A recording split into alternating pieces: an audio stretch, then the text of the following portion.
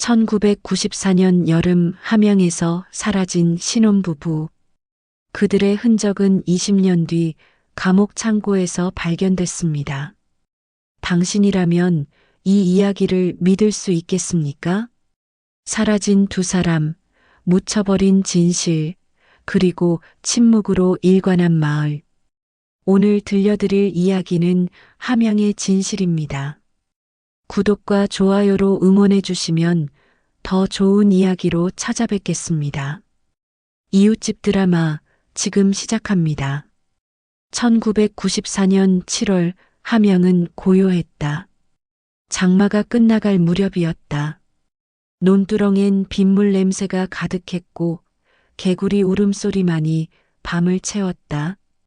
결혼한 지 석 달밖에 안 된 박윤호와 아내 최지연은 집 앞에서 이웃 김만수 노인에게 손을 흔들었다. 할아버지, 내일 또 뵐게요. 지연이 환하게 웃었다. 김만수는 고개를 끄덕이며 답했다. 그래, 들어가거라. 그게 마지막이었다. 다음 날 아침 밥상 위엔 식지 않은 된장국 한 그릇이 그대로 있었다. 밥 공기도 놓인 채였다. 하지만 사람은 없었다. 대문은 잠겨 있지 않았고 신발도 현관에 가지런히 놓여 있었다. 경찰이 왔다. 간단히 집안을 둘러본 뒤 한 형사가 고개를 저었다. 집 나간 거 아닙니까? 싸우고. 아니에요. 우리 오빠가 그럴 사람이 아니에요. 여동생 이영숙이 목소리를 높였다. 하지만 경찰은 서류철을 덮으며 말했다. 일단 며칠 더 지켜봅시다. 사건은 그렇게 단순 가출로 분류됐다. 마을 사람들은 처음엔 수군거렸다. 하지만 시간이 지나며 점점 입을 다물었다. 그 일은 아무도 꺼내지 않는 비밀이 됐다. 20년이 흘렀다. 그 비밀은 다시 깨어날 준비를 하고 있었다. 당신이라면 그날의 침묵을 지킬 수 있었을까요? 2014년 봄이었다. 철거를 앞둔 함양교도소에서 낡은 금속 상자가 발견됐다. 녹슨 자물쇠를 열자 그 안엔 반지 한 쌍이 들어 있었다. 작은 쪽지에는 이렇게 적혀 있었다. 수감번호 94만 1207, 정태섭, 개인 유품. 반지 안쪽엔 글씨가 새겨져 있었다. 윤호와 지연. 교도소 직원은 그 이름을 보고 경찰에 연락했다. 전직 형사 박준호는 그 소식을 듣는 순간 멈춰섰다. 20년 전 그 사건은 그의 첫 실패였다. 신입 형사 시절 그는 현장을 뛰어다녔지만 아무것도 찾지 못했다. 결국 사건은 미제로 남았고 그는 그 죄책감을 안고 살았다. 그는 반지를 손에 쥐고 함양으로 향했다. 이영숙은 슈퍼 카운터 뒤에서 그를 바라봤다. 그녀의 눈엔 원망이 어려 있었다. 형사님, 이제 와서 왜요? 박준호는 반지를 천천히 내밀었다. 이게 감옥에서 나왔습니다. 정태섭이란 사람 기억하십니까? 이영숙의 손이 떨렸다. 마을 사람들이 슈퍼 앞에 모여들었다. 눈빛들이 흔들렸다. 진실은 그렇게 낡은 감옥 창고에서 다시 걸어 나왔다. 당신이라면 그 반지를 보는 순간 무엇을 느꼈을까요? 박준호는 경찰서 창고에서 오래된 기록을 꺼냈다. 먼지가 풀풀 날렸다. 페이지를 넘길 때마다 이상한 점이 보였다. 진술이 누락된 부분이 많았다. 시간도 맞지 않았다. 누군가 일부러 기록을 흐려놓은 것처럼 보였다. 그는 김만수를 찾아갔다. 노인은 담배를 피우며 먼 산을 바라보고 있었다. 박준호가 다가가자 고개를 돌렸다. 그날 밤 뭔가 보셨죠? 김만수는 눈을 피했다. 다 지난 일 아닙니까? 하지만 진실은 남습니다. 잠시 침묵이 흘렀다. 노인은 담배 연기를 깊게 들이마셨다가 내뱉었다. 그날 밤 저수지 쪽에서 큰 소리가 났어요. 무슨 소리였습니까? 쿵 하는 소리. 땅이 무너지는 것 같았어요. 신고는 안 하셨습니까? 노인은 고개를 저었다. 그때 저수지 공사 중이었어요. 공사는 그냥 계속됐고 아무도 묻지 않았어요. 박준호는 확신했다. 누군가 뭔가를 숨기고 있다. 마을의 공기는 무겁게 가라앉았다. 저녁 무렵 그는 마을회관 앞을 지나갔다. 할머니들이 모여 앉아 속삭였다. 또 그 일 캐낸데 이제 와서 뭐 하겠다고. 당신이라면 이 침묵 속에서 입을 열 수 있었을까요? 며칠 후 김만수가 박준호를 찾아왔다. 그는 낡은 상자를 내밀었다. 손이 떨리고 있었다. 이거 그때 주운 겁니다. 상자 안엔 오래된 수첩 한 권이 있었다. 표지엔 1994년 7월이라고 적혀 있었다. 박준호는 조심스럽게 페이지를 넘겼다. 수첩 속엔 메모들이 빼곡했다. 밤작업 진행, 붕괴 위험 있음, 주의 요망. 날짜를 보는 순간 박준호는 숨을 멈췄다. 부부가 사라진 바로 그날이었다. 수첩 사이에서 사진 한 장이 떨어졌다. 윤호와 지연이 공사 관계자들과 함께 웃고 있었다. 사진 속 남자 하나가 눈에 들어왔다. 정태섭.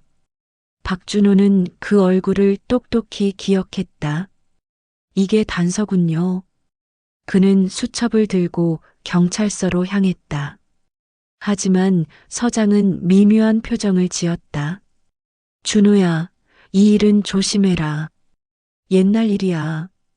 하지만 증거가 있습니다. 증거라는 게 다 통하는 건 아니야. 서장의 말투엔 경고가 섞여 있었다.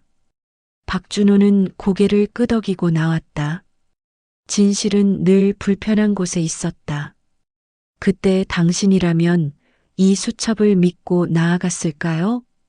이영숙은 슈퍼 앞에서 경찰차가 오가는 걸 지켜봤다. 마을엔 소문이 퍼졌다. 정태섭의 이름도 다시 오르내렸다. 사람들은 고개를 숙이고 지나갔다. 이제 와서 밝혀서 뭐합니까? 이영숙이 박준호에게 물었다. 그는 조용히 대답했다. 진실은 그 자체로 이유가 됩니다. 김만수의 집 대문엔 어느 날 쪽지가 붙어 있었다. 그만 좀 캐라. 다 죽은 일이다. 노인은 담배를 꺼내 들었지만 불을 붙이지 못했다. 손이 떨렸다. 한참을 그렇게 서 있다가 쪽지를 떼어냈다. 박준호는 저수지 공사 기록을 찾아다녔다. 읍사무소, 군청, 건설회사까지 뒤졌지만 대부분 사라져 있었다. 남은 건 복사본 몇 장뿐이었다. 누가 일부러 없앤 거야. 그는 서류 조각을 손에 쥐고 창밖을 바라봤다. 비가 내렸다. 빗소리가 유리창을 두드렸다. 만약 당신이라면 계속 파헤쳤을까요? 읍사무소 창고 깊은 곳, 먼지 쌓인 서류 더미 속에서 박준호는 한 장의 문서를 발견했다. 함양저수지 임시어 가서 시공 책임자 정태섭. 날짜가 이상했다. 공사 시작일보다 3주나 뒤였다.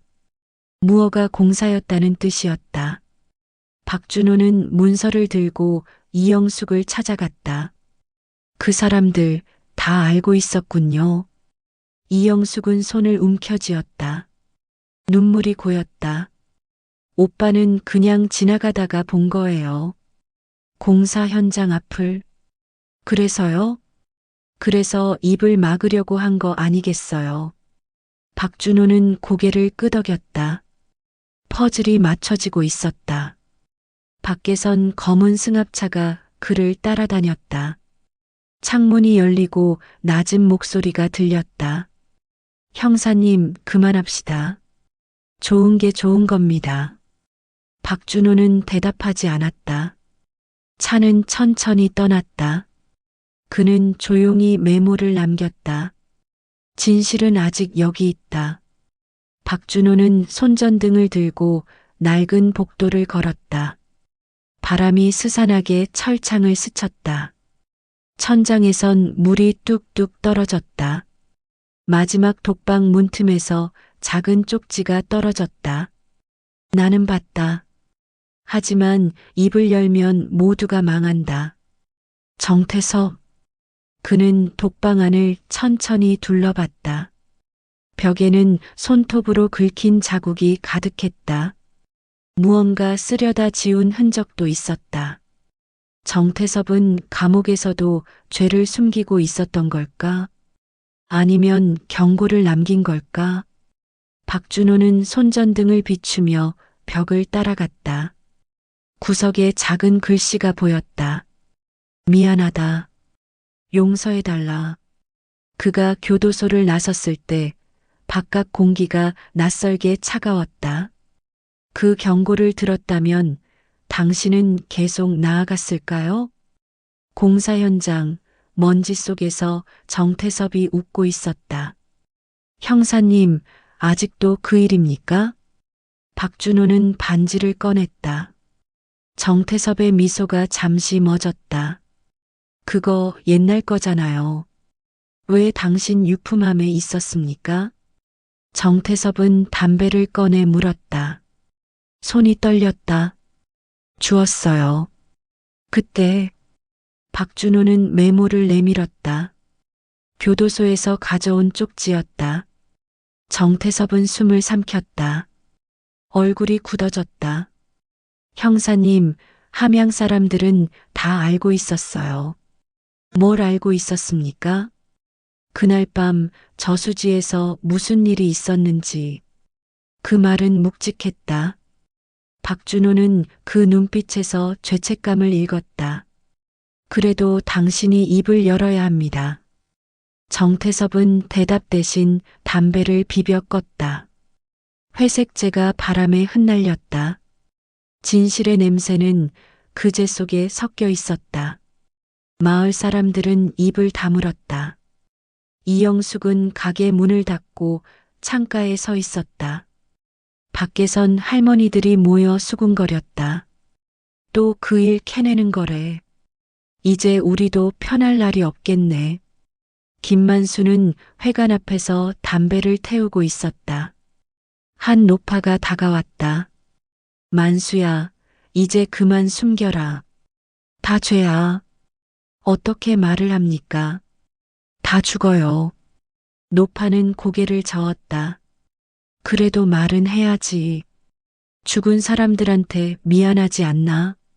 박준호는 저수지로 향했다. 바람이 차가웠다.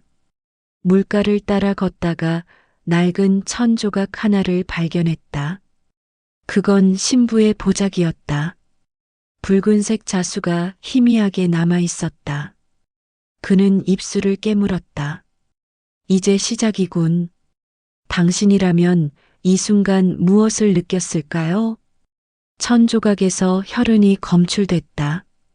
국과수 결과는 명확했다. 실종자 신원과 일치했다. 박준호는 분노했다.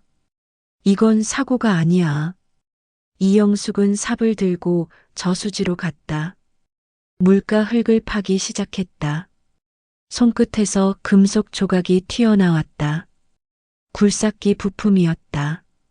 박준호는 그걸 들고 정태섭을 찾아갔다. 당신이 묻었죠?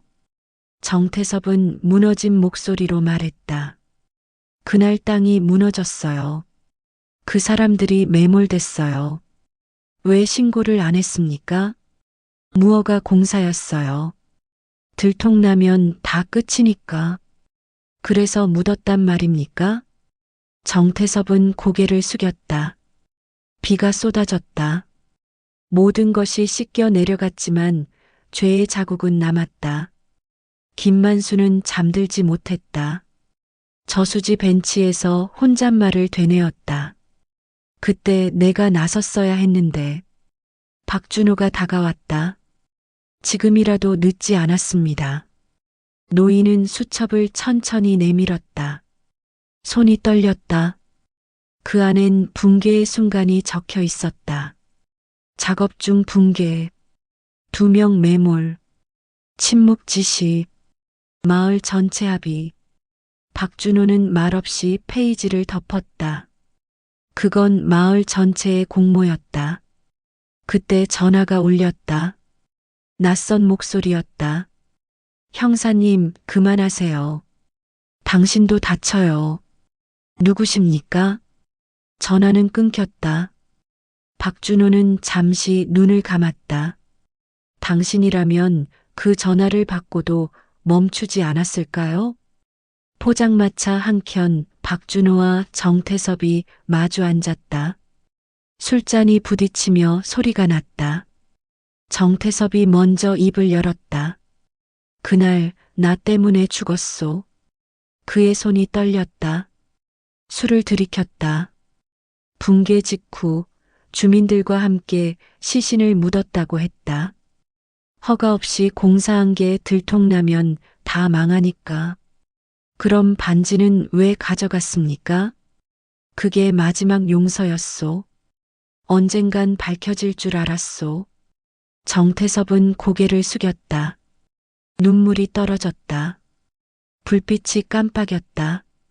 그날 밤 정태섭의 집에서 불이 났다. 박준호가 뛰어갔지만 이미 늦었다. 누군가 그를 침묵시킨 걸까? 타버린 서랍 속에서 파일 한 권이 나왔다. 공사회의록 1994년 7월 시신 처리 지시 T 서명 모든 게 명백했다. 마을 유지들의 서명도 함께 있었다. 정태섭은 병원에서 마지막 숨을 내쉬며 말했다. 미안합니다. 용서해 주십시오. 이영숙은 눈을 감았다. 오빠, 이제 편히 쉬어요. 마을은 조용했다. 누구도 소리내지 않았다. 박준호는 저수지 앞에 섰다. 바람이 불었다. 물결이 잔잔히 일렁였다. 당신이라면 용서할 수 있었을까요? 경찰은 재조사 결과를 발표했다. 붕괴 사고 후 은폐, 공동체의 침묵, 관련자들이 소환됐다. 마을은 정막에 잠겼다. 박준호는 저수지에 흰 국화를 던졌다. 꽃잎이 물 위에 떠다녔다. 이영숙은 고개를 숙였다. 이제 오빠도 편하겠죠? 박준호가 말했다. 진실은 결국 길을 찾아옵니다. 물결이 잔잔히 흔들렸다. 바람이 지나갔다. 그 속엔 죄와 용서가 함께 섞여 있었다. 가을이 왔다. 마을 사람들은 부부의 이름으로 추모비를 세웠다. 김만수는 나무 명패를 깎았다. 이제 덜 부끄럽네. 이영숙은 흰 국화를 올렸다. 박준호는 한 발 물러서서 바라봤다. 아이들이 추모비 주위를 돌며 꽃을 꺾었다. 삶은 계속됐다. 그날의 죄는 사라지지 않았지만 모두가 조금은 숨을 쉬게 됐다. 하늘은 높고 맑았다. 구름 한 점 없었다. 그 평온이 오래 머물기를 바랐다. 눈이 내렸다. 저수지는 하얗게 덮였다. 박준호는 조용히 섰다. 사람은 진실을 피할 수 없지. 멀리서 김만수가 다가왔다. 지팡이를 짚고 천천히 걸어왔다. 이제 좀 편하네. 둘은 말없이 저수지를 바라봤다. 바람이 불었다. 눈발이 얼굴을 스쳤다. 이영숙은 마을 방송을 켰다. 오늘은 진실과 용서의 날입니다. 모두 추모비 앞으로 모여주십시오. 사람들은 고개를 끄덕이며 나왔다. 밤하늘엔 별이 떴다. 그 별빛 속에서 부부의 이름이 조용히 반짝였다.